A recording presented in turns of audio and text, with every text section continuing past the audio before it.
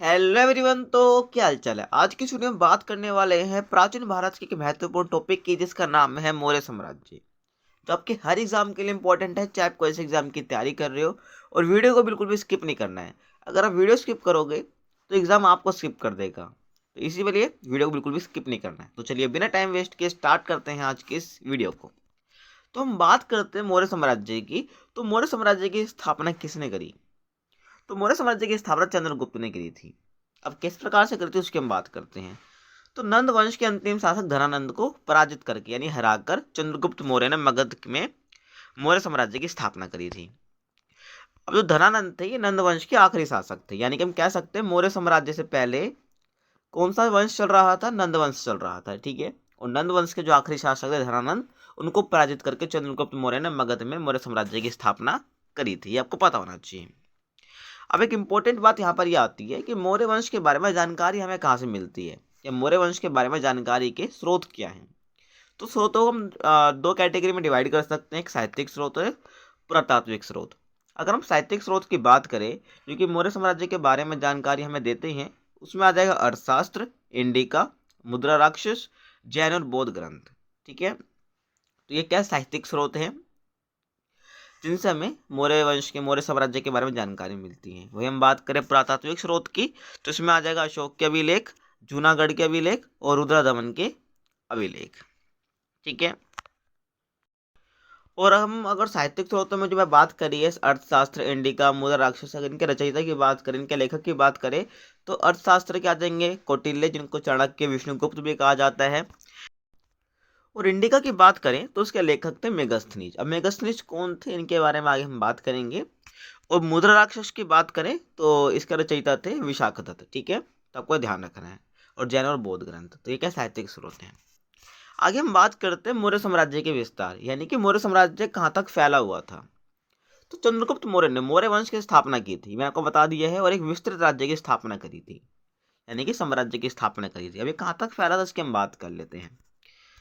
तो अगर हम बात करें उत्तर में, तो उत्तर में हिमालय से लेकर और दक्षिण में मैसूर तक, और पूर्व में बंगाल से लेकर उत्तर पश्चिम का जो एरिया की हम बात करें, जिसमें पश्चिम वाला एरिया भी आ जाएगा, उत्तर वाला भी रह जाएगा, तो उसमें हिंद कुश पर्वत और पश्चिम में अरब सागर तक साम्राज्य का विस्तार किया। तो आपको ध्यान रखना है, उत्तर में हिमालय, दक्षिण में मैसूर, पूर्व में बंगाल और उत्तर पश्चिम में हिंद कुश पर्वत और पश्चिम में जो है अरब सागर तक साम्राज्य का विस्तार किया। किसने? चंद्रगुप्त मौर्य ने। ये आपको पता होना चाहिए। ठीक है। काफी इंपॉर्टेंट है कि भाई मौर्य साम्राज्य का विस्तार कहाँ से कहाँ तक था। आगे हम बात कर लेते हैं भाई मौर्य साम्राज्य के अंदर कौन कौन से शासक हुए हैं। तो आपको ध्यान रखना है, पहले चंद्रगुप्त मौर्य आएंगे, क्योंकि इन्होंने क्या करी थी? स्थापना करी थी। उसके बाद हम बात कर लेते हैं बिंदुसार, उसके बाद अशोक, दशरथ मौर्य, संप्रति, शालिशुक, देववर्मन, शतधन्वन और बृहद्रथ। तो ये क्या है? मौर्य साम्राज्य के शासक है, जो आपको पता होना चाहिए। ठीक है। तो मैंने आपको यहाँ पर लिस्ट दे दी जिन्होंने क्या शासन करा है मौर्य मगध के अंदर। ठीक है। यानी कि जिन्होंने क्या मौर्य साम्राज्य को विस्तार में अपनी भूमिका निभाई है। ठीक है। आपको ध्यान रखना है। नेक्स्ट हम बात करते हैं चंद्रगुप्त मौर्य की ही।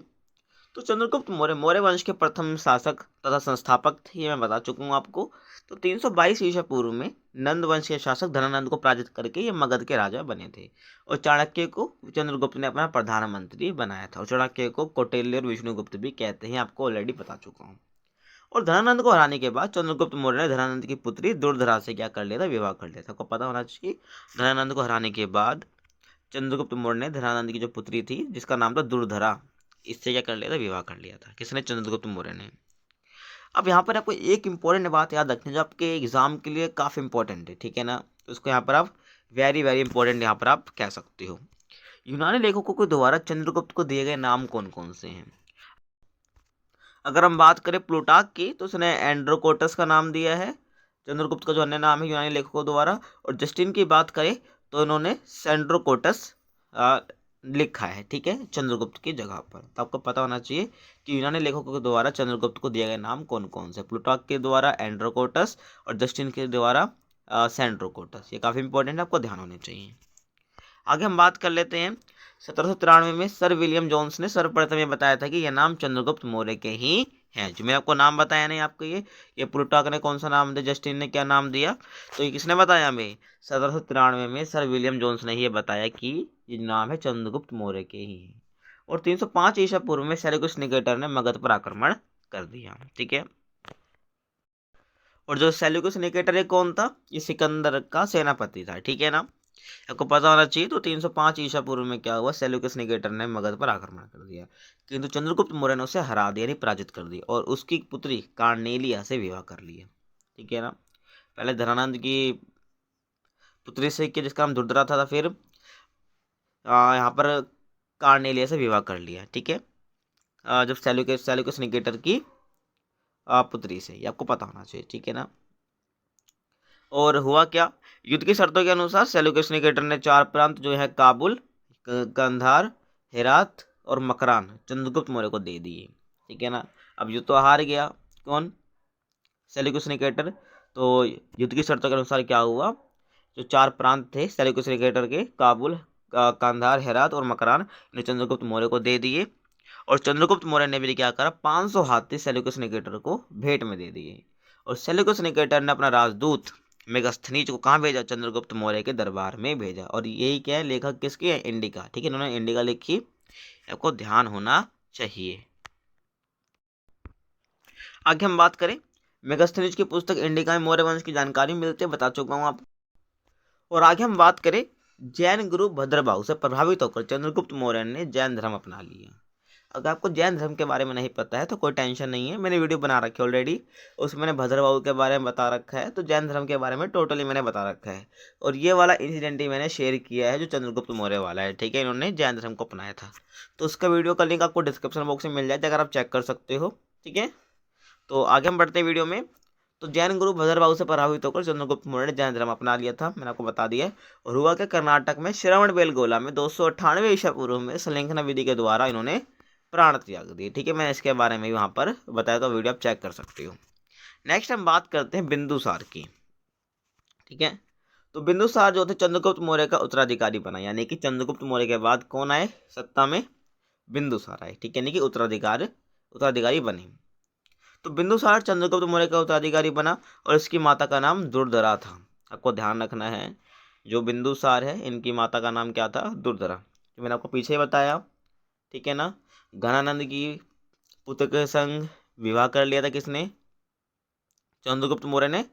तो बिंदुसार क्या था? उन्हीं का पुत्र था, आपको ध्यान होना चाहिए। आगे हम बात करें, बिंदुसार को अमित्र घात भी कहते हैं। अमित्र घात का अर्थ होता है शत्रुओं का नाश करने वाला, तो ये काफी इंपॉर्टेंट है। ठीक है ना, तो बिंदुसार को क्या कहा जाता है? अमित्र घात। और अमित्र घात का मतलब होता है शत्रुओं का नाश करने वाला। और सीरिया के शासक एंटियोकस ने अपना राजदूत डायमेक्स को बिंदुसार के दरबार में भेजा था। आपको ध्यान रखना है, सीरिया के शासक एंटियोकस ने क्या करा? अपना राजदूत डायमेक्स को बिंदुसार के दरबार में भेजा था। और चंद्रगुप्त मौर्य के दरबार में कौन सा राजदूत आया था? मेगास्थनीज। ठीक है, आपको पता होना चाहिए। बिंदुसार के जो एंटियोकस राजा है उसने अपना राजदूत डायमेक्स को भेजा था बिंदुसार के दरबार में। आगे हम बात करें, बिंदुसार ने सीरिया के नरेशनी राजा, ठीक है ना, तो बिंदुसार ने सीरिया के नरेश से मांग की थी कि अंजीर, मीठी शराब और एक यूनानी दार्शनिक आप भिजवा दे। और हुआ क्या? एंटियोकस ने 2 वस्तुएं, मीठी शराब और अंजीर तो भिजवा दिया, लेकिन यूनानी दार्शनिक की मांग को ठुकरा दिया। ठीक है, तो बिंदुसार ने सीरिया के नरेश से 3 चीजों की मांग करी थी, अंजीर, मीठी शराब और यूनानी दार्शनिक, लेकिन एंटियोकस ने 2 चीज तो भिजवा दी, मीठी शराब और अंजीर, लेकिन यूनानी दार्शनिक की मांग को ठुकरा दिया। और उन्होंने क्या जवाब दिया इसके मतलब इसके साइड में, कि जो यूनानी कानूनों के अनुसार दार्शनिक का क्रय विक्रय नहीं किया जाता। तो उन्होंने अपनी सफाई में क्या बोला कि जो यूनानी कानून है उसके अनुसार दार्शनिक का क्रय विक्रय नहीं किया जाता। तो उन्होंने यहाँ पर क्या इसकी मांग ठुकरा दी थी, बाकी जो 2 वस्तुएं हैं मीठी शराब और अंजीर को भिजवा दिया था, ये आपको पता होना चाहिए। नेक्स्ट हम बात करें, बिंदुसार आजीविक संप्रदाय का अनुयायी था, तो आपको पता होना चाहिए। और बिंदुसार के समय तक्षशिला में विद्रोह हो गया। तो बिंदुसार के समय तक्षशिला विद्रोह हो गया, और उस समय तक्षशिला का राजकुमार बिंदुसार का बड़ा बेटा सुशीम था, और वह विद्रोह को दबाने में असफल रहा। तब बिंदुसार ने अपने छोटे पुत्र अशोक, जो उस समय अवंती का राज्यपाल था, तो आपको ये ध्यान रखना है, तो उससे विद्रोह को दबाने के लिए भेजा, और अशोक ने बड़े ही क्रूरतापूर्वक विद्रोह को दबा दिया। तो आपको ध्यान रखना है। ठीक है, तो बताया क्या मैंने कि जब बिंदुसार के समय तक्षशिला विद्रोह हो गया, और उस समय तक्षशिला का राजकुमार कौन था? बिंदुसार का बड़ा बेटा जिसका नाम था सुशीम, और वह विद्रोह को दबाने में असफल रहा। और तब बिंदुसार ने क्या करा? अपने छोटे पुत्र अशोक है, जो कि अगला शासक भी बना, ठीक है, मौर्य साम्राज्य, मौर्य वंश का। तो हुआ क्या, तो इसने जो कि उस समय अवंती का राज्यपाल था, किसकी बात कर रहा हूँ, अशोक की बात कर रहा हूँ। तो उसको तक्षशिला भेजा विद्रोह को दबाने के लिए, और अशोक ने बड़ी क्रूरता पूर्वक क्या विद्रोह को दबा दिया। और बिंदुसार की मृत्यु के बाद अशोक मगध के सिंहासन पर बैठा। ठीक है, आपको ध्यान रखना, बिंदुसार का छोटा बेटा था अशोक और बड़ा बेटा सुसीम था। तो छोटा बेटा यानी कि जो अशोक है वो मगध के सिंहासन पर बैठा। तो हम बात करते हैं अशोक की। तो अशोक का जन्म 304 ईसा पूर्व पाटलिपुत्र में हुआ था, और बौद्ध ग्रंथ के अनुसार अशोक ने राजा बनने के लिए 99 भाइयों की हत्या कर दी थी, आपको पता होना चाहिए, ठीक है ना। और 269 ईसा पूर्व अशोक का राज्याभिषेक हुआ, यानी कि 269 ईसा पूर्व अशोक का राज्याभिषेक हुआ था इस टाइम पर, और अशोक की माँ का नाम सुभद्रांगी था। और हुआ क्या, राज्याभिषेक के 8वें वर्ष, यानी कि जब राज्याभिषेक उसका हो गया, वो सत्ता पर बैठ गया, उसके 8वें वर्ष पश्चात यानी कि 261 ईसा पूर्व में अशोक ने कलिंग पर आक्रमण कर दिया। कलिंग क्या, ये उड़ीसा का ही नाम है, ठीक है ना। तो कलिंग पर आक्रमण कर दिया और कलिंग को जीत लिया। पर कलिंग में हुए भीषण नरसंहार को यानी कि विनाश को देखकर अशोक का हृदय परिवर्तित हो गया, और इसी युद्ध के बाद ही उसने बौद्ध धर्म को अपनाया था, ठीक है ना, आपको पता होना चाहिए, ठीक है ना। उसने क्या करा, कलिंग पर विजय तो प्राप्त कर, लेकिन वहां पर जो नरसंहार हुआ, लोग मारे गए, तो उसका हृदय परिवर्तन हो गया उसको देखकर बाद में, ठीक है ना। तो आपको ध्यान रखना। और उसके बाद इन्होंने बौद्ध धर्म को अपना लिया था। और इसके बाद अशोक ने बौद्ध धर्म अपना लिया, जैसे कि मैंने आपको बताया। और बौद्ध धर्म की शिक्षा अशोक को उपगुप्त ने दी थी, आपको पता होना चाहिए। और अशोक का बौद्ध धर्म उसका व्यक्तिगत धर्म था, उसने कभी भी बौद्ध धर्म को राज के धर्म घोषित नहीं किया, ठीक है। और अशोक ने बौद्ध धर्म के प्रचार के लिए अपने बेटे महेंद्र और बेटी संघमित्रा को श्रीलंका भेजा था। ध्यान रखना आपको। तो अशोक ने बौद्ध धर्म के प्रचार के लिए क्या कर, अपने बेटे महेंद्र और बेटी संघमित्रा को कहाँ भेजा, श्रीलंका भेज दिया। और आगे हम बात करें, अशोक ने आजीविक संप्रदाय के लोगों के लिए गया में बराबर की पहाड़ियों में 4 गुफाओं का निर्माण कराया। ठीक, गया कहाँ पर है, ये बिहार के अंदर है, ठीक है ना। तो गया में बराबर की पहाड़ियों में 4 गुफाओं का निर्माण करवाया था, ये आपको पता होना चाहिए। आगे हम बात करें, अशोक भारत का पहला ऐसा शासक था जिसने अपने संदेशों को अभिलेखों के माध्यम से जनता तक पहुंचाया था, ठीक है, आपको ये भी ध्यान रखना है।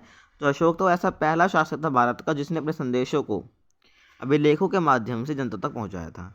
और अशोक के अभिलेखों की भाषा क्या थी, प्राकृत थी, ठीक है, प्राकृत नहीं प्राकृत थी, ठीक है, जो कि उस टाइम पर जन सामान्य की भाषा भी हुआ करती थी, जिसे 4 लिपियों में लिखा गया है, ठीक है, यानी कि जिसे अन्य 4 लिपियों में भी लिखा गया था। वो कौन कौन सी, उसकी हम बात कर लेते हैं। पहली ब्राह्मी लिपि, दूसरी खरोष्टी लिपि, तीसरी अरामाइक लिपि और चौथा ग्रीक लिपि, ठीक है। अगर हम ब्राह्मी लिपि की बात करें तो ये अभिलेख भारत में मिले हैं। खरोष्टी लिपि की बात करें तो ये पाकिस्तान से मिले हैं। अरामाइक लिपि की बात करें तो अफगानिस्तान से मिले हैं। और ग्रीक लिपि अफगानिस्तान के उत्तरी सीमा से मिले हैं, ठीक है। इनको क्या अन्य 4 लिपियों में लिखा गया था जो अशोक के अभिलेख हैं। तो लिपि मैंने आपको बता दिया कहाँ कहाँ से मिले, मैंने आपको ये भी बता दिया है। और खरोष्टी लिपि की बात करें तो इसमें क्या होता था कि दाएं से बाएं लिखा जाता था। जो लिपि है खरोष्टी लिपि, इसमें दाएं से बाएं लिखा जाता था। अगर हम अपनी देवनागरी लिपि की बात करें तो हम लेफ्ट टू राइट लिखते हैं, यानी कि बाएं से दाएं लिखते हैं, लेकिन खरोष्टी लिपि में क्या होता है, इसमें दाएं से बाएं लिखा जाता था, ठीक है। हम बात करते हैं अशोक के अभिलेख को पढ़ने की पहली सफलता 1837 ईस्वी में जेम्स प्रिंसेप को मिली, यानी कि सबसे पहले जिसने अशोक के अभिलेखों को पढ़ा वो कौन था, जेम्स प्रिंसेप। ये कौन था, ईस्ट इंडिया कंपनी का अधिकारी था, ठीक है ना। आगे हम बात करें, अशोक ने अपने अधिकतर अभिलेखों में अपना नाम देवनाम प्रियदर्शी लिखवा रखा है। और देवनाम प्रियदर्शी का मतलब होता है देवताओं को पसंद। तो हमें अधिकतर अभिलेखों में जो अशोक के हैं, हमें अशोक का यही नाम देखने को मिलता है, देवनाम प्रियदर्शी, ठीक है। अधिकतर अभिलेखों की बात कर रहा हूँ मैं। बाकी मैं बात करूँ मध्य प्रदेश के गुर्जरा, कर्नाटक की मास्की, नेदर, उदय गोलान अभिलेखों में अशोक का स्पष्ट नाम अशोक ही लिखा हुआ हमें मिला है, ठीक है। लेकिन अधिकतर अभिलेखों में हमें यही नाम देखने को मिलता है, देवनाम प्रियदर्शी, जिसका अर्थ होता है देवताओं का पसंद। आगे हम बात करें, राजस्थान के भाबरू अभिलेख में अशोक ने खुद को मगध का सम्राट बताया है, ठीक है ना। बाकी जो धम की यात्रा वाली लाइन है, जो ये वर्ड है, ये मिस प्रिंट है, ठीक है, इसको आप इग्नोर करो। ये हमारा नेक्स्ट टॉपिक है धम यात्रा वाला, ठीक है ना। तो मैं बताने का चाह रहा हूँ, राजस्थान का जो भाबरू अभिलेख है उसमें अशोक ने खुद को मगध का सम्राट बताया इस अभिलेख के अंदर है, ठीक है ना, ये आपको पता होना चाहिए। अब आगे हम बात करते हैं अपने नेक्स्ट टॉपिक की, अशोक की धम यात्रा। अब धम यात्रा क्या है इसकी हम बात कर लेते हैं। तो अशोक ने लोगों को नैतिकता सिखाने के लिए जो नियम कानून की संहिता बनाई है उसे हम धम कहते हैं, ठीक है ना। तो अशोक ने लोगों को नैतिकता सिखाने के लिए, उदारता सिखाने के लिए जो नियम बनाए, ठीक है, जो नियम कानूनों की संहिता बनाई, ठीक है, कॉन्स्टिट्यूशन बनाया नियम कानूनों का, उसे हम क्या कहते हैं, धम कहते हैं। अशोक का धर्म क्या था? स्वयं नियंत्रण पर आधारित है, यानी कि स्वयं नियंत्रण पर आधारित था। और अशोक ने कहा कि व्यक्ति अपने माता पिता की आज्ञा माने, व्यक्ति ब्राह्मण तथा भिक्षुक का आदर करे, व्यक्ति दास तथा सेवकों के प्रति उदार रहे, अच्छा व्यवहार करे, और व्यक्ति को जियो और जीने दो का पालन करना चाहिए। ठीक है, जियो और जीने दो का पालन करना चाहिए। तो ये क्या है? धम्म की यात्रा है अशोक की। ठीक है ना, ये आपको पता होना चाहिए कि अशोक का धम्म क्या है। ठीक है, अब आगे हम बात करते हैं अपने नेक्स्ट टॉपिक की, अशोक के चतुर्दश अभिलेख यानी कि 14 अभिलेख। इसकी हम बात कर लेते हैं। तो हम बात करते हैं प्रथम की, प्रथम शिलालेख। तो इसमें अहिंसा पर बल दिया गया है और पशु बलि की निंदा की गई है। ठीक है, जो पशु बलि दी जाती है, पशु की बलि जाती है, इसमें निंदा की गई है। ठीक है, प्रथम शिलालेख में। तो इसमें अहिंसा पर बल दिया गया, यानी कि अहिंसा नहीं करनी है। ठीक है ना, सॉरी, हिंसा नहीं करनी है। ठीक है, और अहिंसा को फॉलो करना है। ठीक है, और पशु बलि की निंदा की गई, जो पशु बलि दी जाती है पशु की, उस पर उसकी निंदा की गई है। नेक्स्ट हम बात करते हैं द्वितीय शिलालेख की। तो इसमें मनुष्य के साथ पशु चिकित्सा की भी चर्चा है। तो इसमें मनुष्य के साथ जो पशु चिकित्सा है उसकी बात की गई है। नेक्स्ट हम बात करते हैं तृतीय शिलालेख की। तो उसमें अशोक ने 3 अधिकारी राजुक, युक्तक और तथा प्रदेशक का चर्चा किया है, जो कि धर्म के प्रचार के लिए थे। तो जो तीनों मैंने नाम लिए हैं, अधिकारी, राजुक, युक्तक और प्रदेशक, तो इसकी चर्चा मिलती है, जो कि धर्म के प्रचार के लिए थे। नेक्स्ट हम बात करते हैं चतुर्थ शिलालेख की। इसमें भैरी घोष अर्थात युद्ध के स्थान पर धम्म घोष यानी कि बौद्ध की नीति की चर्चा की गई है। ठीक है ना, आगे हम बात करें पांचवें शिलालेख की। तो इसमें धम्म महामात्र नाम के अधिकारी की चर्चा है। तो कई अधिकारी नियुक्त कर रखे थे, जैसे कि एक धम्म महामात्र था, ऐसे और भी थे। ठीक है ना, तो पांचवा शिलालेख क्या है? इसमें धम्म महामात्र नाम के अधिकारी की चर्चा की गई है, जो धार्मिक जीवन की देखरेख करता था। ठीक है ना, तो इसके बारे में आपको पता होना चाहिए। आगे हम बात करते हैं छठे शिलालेख की। तो इसमें अशोक ने कहा है कि मेरा अधिकारी जन कल्याण के लिए जब चाहे मुझसे मिल सकता है। तो ये आपको पता होना चाहिए, इसमें छठवें शिलालेख में ये बताया है। आगे हम बात करते हैं सातवें शिलालेख की। तो इसमें अशोक ने विभिन्न धर्मों के आपसी समन्वय की बात कही है, और ये सबसे बड़ा शिलालेख है, आपको ध्यान होना चाहिए। सातवां शिलालेख सबसे बड़ा शिलालेख है, और इसमें क्या बताया गया है? अलग अलग धर्मों के आपसी समन्वय यानी कोऑर्डिनेशन की बात कही है सातवें शिलालेख में। ठीक है ना, ये सबसे बड़ा शिलालेख है। आगे हम बात करें आठवें शिलालेख की। तो इसमें अशोक के धर्म यात्रा की चर्चा है। तो इसमें हमें धर्म यात्रा की चर्चा देखने को मिलती है, जो कि इसके राज्याभिषेक से 8वें वर्ष से प्रारंभ होती है। ठीक है, जब इसका राज्याभिषेक हुआ, यानी कि जब ये गद्दी पर बैठा, उसके 8वें वर्ष, जब इसको शासन करते करते 8 वर्ष हो जाते हैं, तो उसके बाद से प्रारंभ होती है। तो यहाँ पर 2 यात्रा की चर्चा कर रखी है, जैसे कि राज्य अभिषेक के 10वें वर्ष। ठीक है, राज्याभिषेक के 10वें वर्ष में ये गए, धम्म की यात्रा करी इन्होंने, और उसके बाद राज्याभिषेक के 20वें वर्ष ही लुम्बिनी में गए। ठीक है ना, धम्म की यात्रा की करने के लिए। उसके बाद हम बात करते हैं 9वें अभिलेख की। तो उसमें सच्ची भेंट और शिष्टाचारों का वर्णन किया गया है। उसके बाद हम बात करें 10वें अभिलेख की। तो उसमें राजा व अधिकारी हमेशा प्रजा के हित में सोचे, इसकी बात की गई। जो राजा है, जो अधिकारी, हमेशा प्रजा के हित के बारे में ही सोचे। उसके बाद हम बात करें 11वें अभिलेख की। तो उसमें धम्म की व्याख्या की गई है। ठीक है ना, 11वें अभिलेख में हमें धम्म की व्याख्या देखने को मिलती है। उसके बाद हम बात करें 12वें अभिलेख की। तो इसमें स्त्रियों की स्थिति में सुधार के लिए स्त्री महामात्र नाम के अधिकारी की चर्चा की गई है। ठीक है, मैंने आपको धम्म महामात्र बताया था, तो आपको ध्यान रखना है 12वें अभिलेख में इसमें स्त्रियों की स्थिति में सुधार के लिए स्त्री महामात्र नाम की अधिकारी की चर्चा है। आगे हम बात करें 13वें अभिलेख की। तो इसमें कलिंग युद्ध की चर्चा है। जो ठीक है, कलिंग युद्ध वही है जो कलिंग किसका पुराना नाम है? उड़ीसा का पुराना नाम है। ठीक है ना, तो यहाँ पर अशोक ने जो करा था, आक्रमण किया था, और यहाँ पर काफ़ी भयानक दृश्य देखने को मिलता है। ठीक है, जिसके कारण क्या हुआ, यहाँ पर लोगों को काफ़ी नुकसान पहुंचा। इसको देखकर क्या हो गया? अशोक का हृदय परिवर्तन हो गया। ठीक है ना, उसके बाद उन्होंने बौद्ध धर्म को अपना लिया था। तो जो कलिंग युद्ध है, इसकी चर्चा में देखने को मिलती है 13वें अभिलेख में। इसके बाद हम बात करें 14वें अभिलेख की। तो अशोक ने जनता को धार्मिक जीवन व्यतीत करने के लिए प्रेरित किया। तो हमें 14वें अभिलेख में देखने को मिलता है। तो ये हैं अशोक के चतुर्दश अभिलेख। ये आपको पता होना चाहिए, आपके एग्जाम पॉइंट ऑफ व्यू से काफ़ी इंपॉर्टेंट है ये वाला टॉपिक। आगे हम बात करते हैं प्रमुख अध्यक्ष की। तो शुल्क अध्यक्ष की हम बात करें तो व्यापार से प्राप्त कर चुंगी एकत्रित करता था। पोतवा अध्यक्ष की हम बात करें, माप तोल के मान को नियंत्रित करने वाला यह अध्यक्ष होता था। उसके बाद हम बात करते हैं सूत्राध्यक्ष, वस्त्र उद्योग मंत्री होता था। सुनाध्यक्ष बूचड़खाने यानी चर्म उद्योग का अध्यक्ष होता था। लक्षणाध्यक्ष टकसाल का अध्यक्ष होता था। अश्वाध्यक्ष यानी घोड़ों की देखभाल करने वाला ये होता था। ठीक है, हस्त्याध्यक्ष हाथियों की देखभाल करने वाला। अकाराध्यक्ष खान मंत्री होता था और शीताध्यक्ष कृषि विभाग का अध्यक्ष होता था। ठीक है ना। आगे हम बात करते हैं मौर्य काल की सैन्य व्यवस्था कैसी थी, यानी कि मौर्यकालीन सैन्य व्यवस्था कैसी थी, इसकी हम बात कर लेते हैं। तो यूनानी इतिहासकारों के अनुसार चंद्रगुप्त की सेना में 6 लाख पैदल सैनिक, 30,000 अश्वरों यानी घुड़सवार, 9,000 गज सेना यानी हाथियों की सेना और 8,000 रथ सेना थी। ठीक है, तो आप देख सकते हो कितनी विशाल सेना थी चंद्रगुप्त की। ठीक है, जो कि हमें यूनानी इतिहासकारों के द्वारा पता चलता है। उसके बाद हम बात करें मेगास्थनीज के अनुसार सेना की देखरेख के लिए अलग एक विभाग होता था। इस विभाग में 30 सदस्य थे और उच्च अधिकारियों को महामात्र कहा जाता था। ठीक है ना, आपको पता होना चाहिए। आगे हम बात करते हैं सामाजिक व्यवस्था की।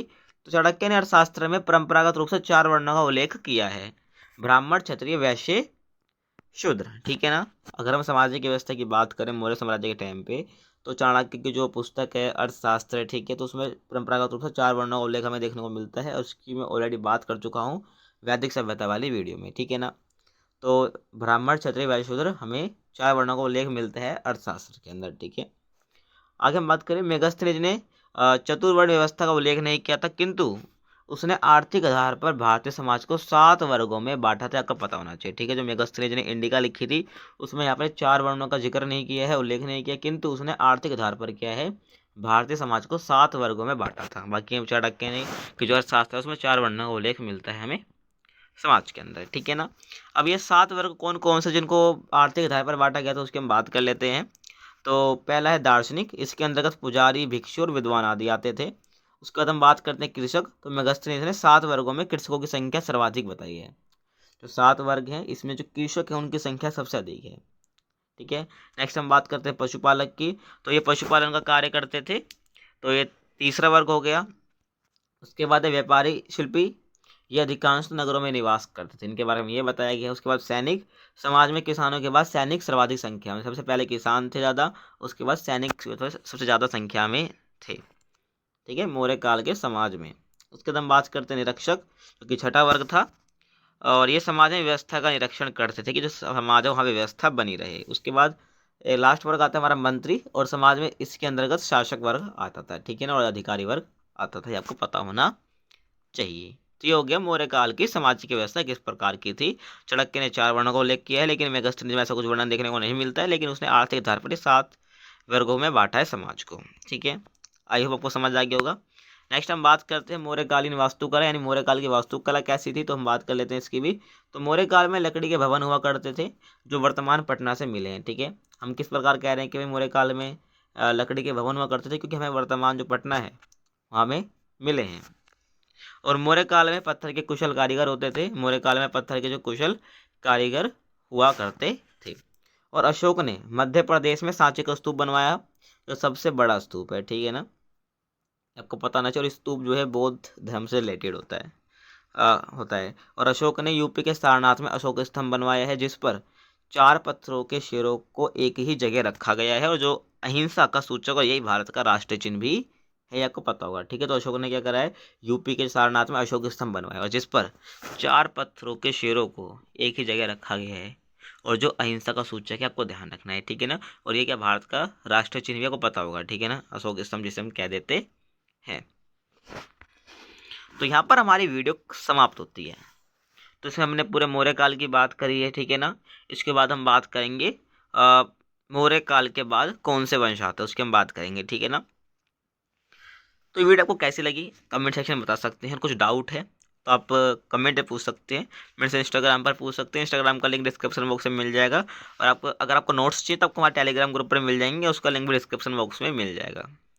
बाकी प्राचीन भारत से कि आपको और वीडियो देखनी है तो उसका लिंक आपको डिस्क्रिप्शन बॉक्स में मिल जाएगा, अगर आप देख सकते हो। बाकी मिलते हैं आपसे अगली वीडियो में, तब तक के लिए कीप वॉचिंग।